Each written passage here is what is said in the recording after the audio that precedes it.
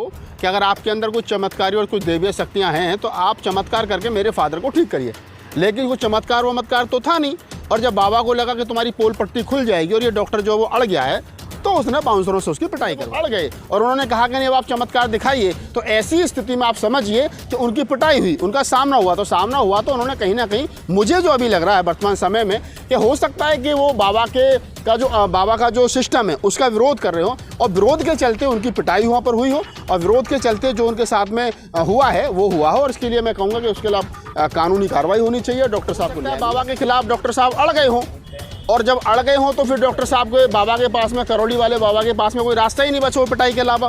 तो बाबा ने कोई चमत्कार तो कुछ होता नहीं इस देश के अंदर, तो उन्होंने दूसरा चमत्कार जो लठ चमत्कार है वो दिखा दिया उनको। तो आप समझिए इस बात को कि बाबा, ये जितने बाबा घूम रहे हैं करौली और बिरौली वाले, इनके पास में कोई चमत्कार नहीं है। इनके पास में सिर्फ मूर्ख लोगों को और मूर्ख बनाए रखने का एक कला है। उस कला के माध्यम से उनका अपना धंधा पानी चल रहा है। जब उनके सामने कोई वैज्ञानिक सोच का व्यक्ति अड़ जाता है तो या तो उसके वो हाथ पैर तोड़ देते हैं या उसको मरवा पिटवा के, कहीं नाम की कोई चीज़ है नहीं। और हिंदू राष्ट्र जब तक इस देश के अंदर संविधान की एक लाइन भी जिंदा है, भारतीय संविधान की, तब तक ये देश हिंदू राष्ट्र बन नहीं सकता। और जो लोग कह रहे हैं कि ब्राह्मण राष्ट्र होना चाहिए, तो ब्राह्मण राष्ट्र का बायलॉज क्या है, ब्राह्मण राष्ट्र की सोच क्या है, ब्राह्मण राष्ट्र किस आधार पर खड़ा होगा, क्या चतुर्वर्णीय व्यवस्था पर खड़ा होगा, उसमें मुसलमानों का क्या स्थान होगा, सिख और पारसी और बौद्धों का क्या स्थान होगा, क्या इस देश के अंदर 50 करोड़ जो बौद्ध हैं, पारसी हैं, जैन हैं, सिख हैं, मुस्लिम हैं, क्या उनको मार दिया जाएगा, क्या भगाया जाएगा तो कहाँ शिफ्ट किया जाएगा, कौन से देश से इन्होंने बात की है, कभी इनको हम आपको दे रहे हैं।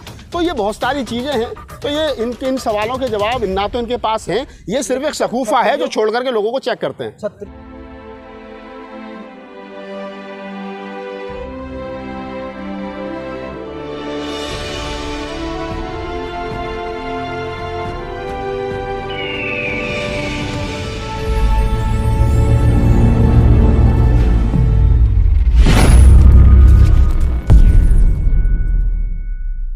तो डॉक्टर साहब अपने फादर को लेकर के वहाँ गए और उन्होंने कहा कि चमत्कार करिए। तो इसका मतलब उन्होंने उनको चैलेंज किया बाबा को कि अगर आपके अंदर कुछ चमत्कारी और कुछ दैवीय शक्तियाँ हैं तो आप चमत्कार करके मेरे फादर को ठीक करिए। लेकिन वो चमत्कार तो था नहीं। और जब बाबा को लगा कि तुम्हारी पोल पट्टी खुल जाएगी और ये डॉक्टर जो वो अड़ गया है, तो उसने बाउंसरों से उसकी पिटाई करवा दी। अब यहाँ दो चीज़ निकल करके आती है। एक तो ये कि क्या डॉक्टर साहब अंधविश्वासी थे डॉक्टर होने के बावजूद भी, और दूसरा ये निकल करके आता है कि क्या डॉक्टर साहब उसको एक्सपोज करने के लिए गए थे। अगर वो एक्सपोज करने के लिए गए थे और एक्सपोज करने के चक्कर में उनकी पिटाई हो गई, ठुकाई हो गई, तो भी गलत है, नहीं होना चाहिए था और कानूनी कार्रवाई होनी चाहिए बाबा के खिलाफ। और अगर वो अंधविश्वासी थे तो फिर ऐसे डॉक्टर किस काम के हैं कि जो डॉक्टर होने के बाद में, पढ़े लिखे होने के बाद में किसी बाबा के यहाँ जाकर के चमत्कार की आस करें, तो फिर तो साइंस की पढ़ाई बेकार गई। तो इसलिए ये दो तरीके से मामला देखा जा रहा है। पहला, क्या वो बाबा को एक्सपोज करने के लिए गए थे, और दूसरा ये कि क्या वास्तव में डॉक्टर साहब अंधविश्वासी थे। तो ये अभी जांच का विषय है और जब कोई बात सामने आएगी तो फिर इस पर विस्तारपूर्वक बात रखी जा सकती है। लेकिन नागपाल जी जो डॉक्टर हैं, जो पिट कर आए हैं कानपुर में बाबा के आश्रम में, वो नोएडा में अस्पताल चलाते हैं बहुत बड़ा। मैं वही कह रहा हूँ ना कि जो आदमी जो है हॉस्पिटल चला रहा है, अस्पताल चला रहा है, तो पढ़ा लिखा है, MBBS MD कोई ना कोई तो उसके पास में साइंस की डिग्री रही होगी, डॉक्टरी की डिग्री रही होगी। और अगर इस प्रकार का कोई व्यक्ति किसी बाबा के पास, किसी साधु संत के पास में अपने फादर को लेकर के जा रहा है, तो इसका मतलब वो तो कहीं ना कहीं अपने धंधे पर भी लात मार रहा है। भाई उस वीडियो को कोई देखेंगे तो उसके यहाँ इलाज कराने के लिए कोई उसके हॉस्पिटल में क्यों आएगा, फिर तो उसी बाबा के पास चले जाएंगे जिस बाबा के पास वो अपने फादर को लेकर के गया है। तो ओम देव जी, इसमें वही दो कारण निकल करके आते हैं। पहला कारण यह है कि क्या वास्तव में बाबा को वो एक्सपोज करने के लिए गए थे या वास्तव में वो अपने फादर का इलाज करवाने के लिए गए थे। तो दो चीज़ हैं। अगर वो इलाज करवाने गए होते तो मेरे हिसाब से तो हो सकता है वो कहते कि बाबा चमत्कार करो, तो बाबा कोई भभूत मार देते अपने घर चले आते। लेकिन जब वो अड़ गए और उन्होंने कहा कि नहीं अब आप चमत्कार दिखाइए, तो ऐसी स्थिति में आप समझिए कि उनकी पिटाई हुई, उनका सामना हुआ तो उन्होंने कहीं ना कहीं, मुझे जो अभी लग रहा है वर्तमान समय में, कि हो सकता है कि वो बाबा का जो सिस्टम है उसका विरोध कर रहे हो और विरोध के चलते उनकी पिटाई वहाँ पर हुई हो और विरोध के चलते जो उनके साथ में हुआ है वो हुआ हो। और इसके लिए मैं कहूँगा कि उसके खिलाफ कानूनी कार्रवाई होनी चाहिए, डॉक्टर साहब को न्याय मिलना चाहिए और उनके फादर को के साथ जो भी बदतमीजी हो उनके। लेकिन नागपाल जी चिकित्सा पढ़ाई करी है उन्होंने चिकित्सक की, और वो चमत्कार कराने चले गए बाबा के पास, क्या चिकित्सा पीछे हट गई है बाबा के चमत्कार से? मैं वही कह रहा हूँ फिर आपको कि अभी देखिए जांच का विषय है, क्या वो चमत्कार कराने गए थे या बाबा को एक्सपोज करने गए थे। अगर वो एक्सपोज करने गए हैं तो उनकी पिटाई हुई है, और चमत्कार कराने के लिए गए होते तो फिर तो चमत्कार के लिए दुनिया जा रही है, वो भी चुपचाप अपना चमत्कार के चले आते। लेकिन पहले दौर की जाँच में मुझे यही लग रहा है कि हो सकता है बाबा डॉक्टर साहब जो वो बाबा को एक्सपोज करने के लिए चले गए हों और गए हो कि हम बाबा को नंगा करेंगे, बताएंगे कि कैसे क्या नाम है इसने जो है इस प्रकार से अंधविश्वास फैला रखा है। तो उसमें अमनदेव जी दोनों चीज़ हैं। मैं डॉक्टर को गलत भी नहीं करूँ और डॉक्टर को सही भी नहीं करूँ। अगर वो बाबा के अंधविश्वास का पर्दा उठाने के लिए गए तो उनका साहसिक कदम है, और अगर वो खुद डॉक्टर होने के बाद में फादर का इलाज कराने के लिए वहाँ गए थे तो ये निंदनीय है। डॉक्टर को इस प्रकार का कार्य नहीं करना चाहिए, क्योंकि एक MBBS और MD बनाने के लिए डॉक्टर की सरकार के 50-60 लाख रुपए खर्च होते हैं आज के समय पे एक MBBS डॉक्टर तैयार करने में। और अगर एक MBBS डॉक्टर जो एक अच्छी जगह पर एक अच्छा अस्पताल चलाता हो और उसका मालिक जो है इस प्रकार से जाए तो कहीं ना कहीं अंधविश्वास को बढ़ावा मिलता है। और मैं हमेशा से कहता हूँ कि भारतीय संविधान आर्टिकल 51A जो कहता है कि स्टेट की जिम्मेदारी है, पढ़े लिखे लोगों की ड्यूटी है कि वो लोगों के अंदर वैज्ञानिक चेतना पैदा करें। और अगर ऐसे में कोई पढ़ा लिखा व्यक्ति जिसको MBBS और MD कराने में सरकार ने लाखों रुपए बर्बाद किए हों और वो अगर इस प्रकार से अंधविश्वास को बढ़ावा देता तो ये भी कहीं ना कहीं गैर कानूनी है, तब भी उसके खिलाफ कानूनी कार्रवाई लेकिन करौली वाले बाबा ने बाउंसरों से पिटवाया है डॉक्टर को, इसकी क्या जरूरत पड़ गई थी? वो तो चमत्कार कर देता इसके बारे में। मैं वही तो कह रहा हूँ कि हो सकता है बाबा के खिलाफ डॉक्टर साहब अड़ गए हों, और जब अड़ गए हों तो फिर डॉक्टर साहब के बाबा के पास में, करौली वाले बाबा के पास में कोई रास्ता ही नहीं बचा वो पिटाई के अलावा।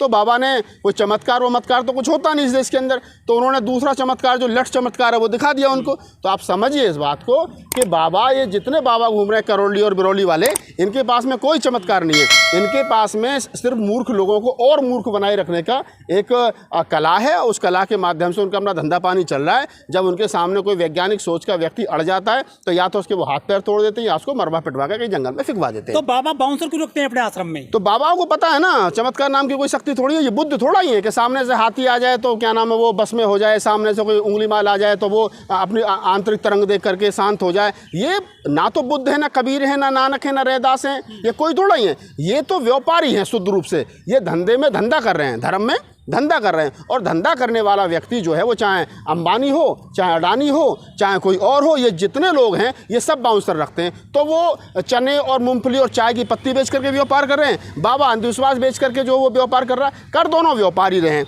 तो जो व्यक्ति व्यापार करेगा, चाहे वो धर्म में व्यापार कर रहा हो, धर्म में धंधा कर रहा हो, चाहे वो धंधे में धंधा कर रहा हो, उसको बाउंसरों की जरूरत पड़ेगी, उसको शासन प्रशासन के सहयोग की जरूरत पड़ेगी। और जो व्यक्ति धंधा नहीं करता है उसे कोई ज़रूरत नहीं। हमारे जैसे फक्कड़ आदमी को क्या ज़रूरत है बाउंसर की?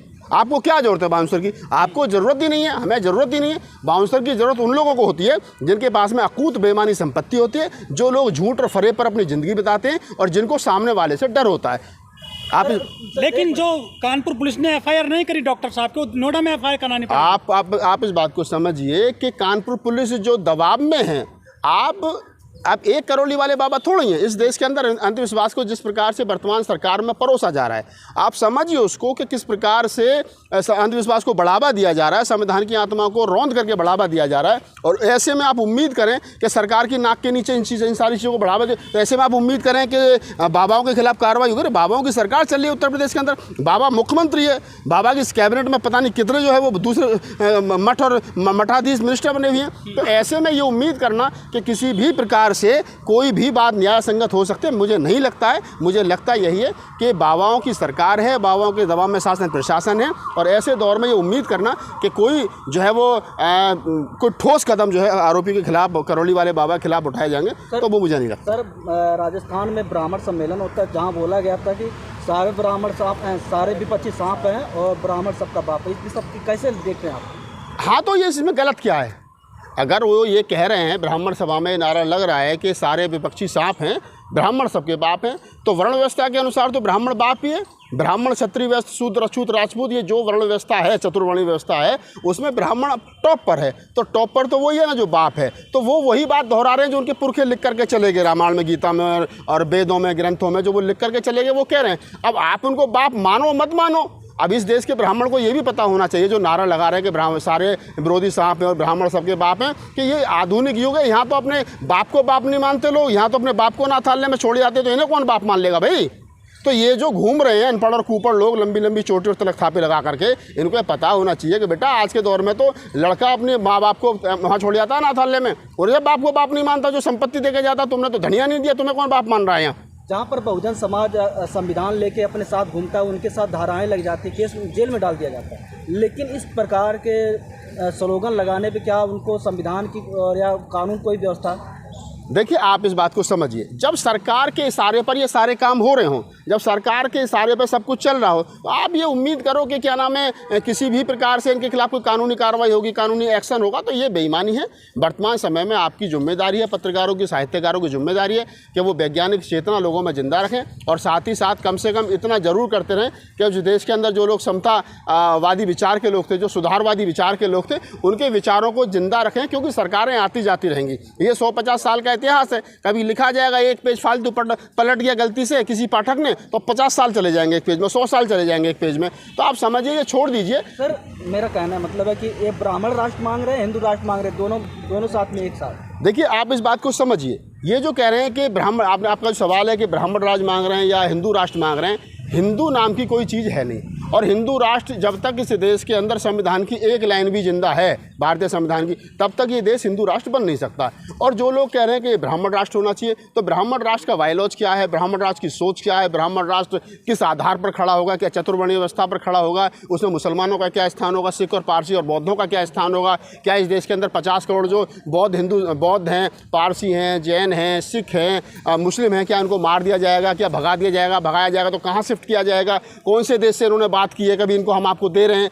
तो ये बहुत सारी चीज़ें हैं। तो ये इन सवालों के जवाब ना तो इनके पास हैं, ये सिर्फ एक शकूफा है जो छोड़ करके लोगों को चेक करते हैं। क्षत्रियों और बैस को भी तो बाइकाट कर दिया इन लोगों ने। मैं वही कह रहा हूँ, इस देश के क्षत्रियों को समझना चाहिए, जिसको 20 किलो की तलवार और 25 किलो की ढाल हाथ में थमा करके बॉर्डर पर खड़ा कर दिया कि आप हमारी रक्षा करो, आप क्षत्रिय हो। आज़ाद भारत में आप मुझे बताओ कितने क्षत्रियों को ये भारत रत्न मिला है? जब से देश आज़ाद हुआ, एक भी ठाकुर समाज के व्यक्ति को भारत रत्न नहीं मिला, सिर्फ ब्राह्मणों को मिला भारत रत्न। एक ही जाति का कब्जा भारत रत्न पे।